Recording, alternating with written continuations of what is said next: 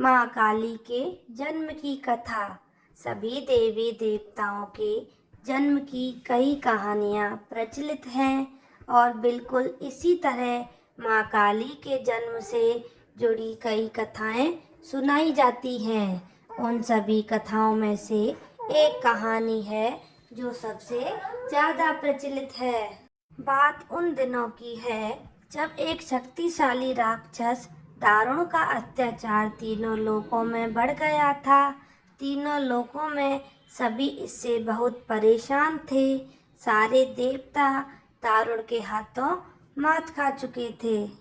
दारुण को वरदान मिला था कि उसकी मृत्यु एक स्त्री के हाथों ही हो सकती है। इस कारण सभी देवता हाथ जोड़कर ब्रह्मा जी के पास पहुँचे कि वे इसका कोई समाधान निकालें।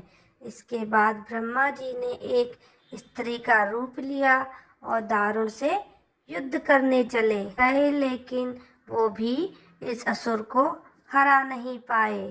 अंत में सभी देवता ब्रह्मा जी के साथ भगवान शिव के पास चले गए और उनसे प्रार्थना की कि वे कुछ करें।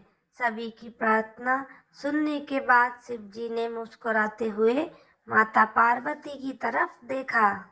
उनका इशारा समझते हुए माता पार्वती ने अपनी शक्ति का एक अंश निकाला। वह एक चमकता हुआ तेज था जो देखते ही देखते भगवान शिव के नीलकंठ से होते हुए उनके शरीर में प्रवेश कर गया।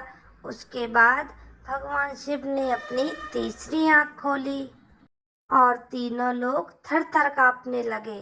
भगवान शिव की तीसरी आंख खुलने के बाद वह शक्ति उनकी उस आंख से बाहर निकली, जिसे देखकर वहां खड़े सारे देवता घबरा गए। उस शक्ति ने एक विशाल और रौद्र स्त्री रूप ले लिया। उनका रंग रात सा काला, गहरा और जुबान खून जैसी लाल थी। चेहरे पर आग सा तेज था और माथे पर तीसरी आंख थी। इस तरह राक्षसों को खत्म करने के लिए हुआ काली माँ का जन्म। इसके बाद उन्होंने कुछ देर में असुर दारुण और उनकी सेना का नाश कर दिया। उन सभी दानवों को खत्म करने के बाद माँ काली का गुस्सा शांत नहीं हो रहा था। इसके बाद उनका गुस्सा शांत करने के लिए भगवान शिव ने एक बच्चे का रूप लिया और उनके सामने आ गए। भगवान शिव को देखते ही माँ काली का गुस्सा शांत हो गया और उन्होंने उस बच्चे को अपनी गोद में उठा लिया।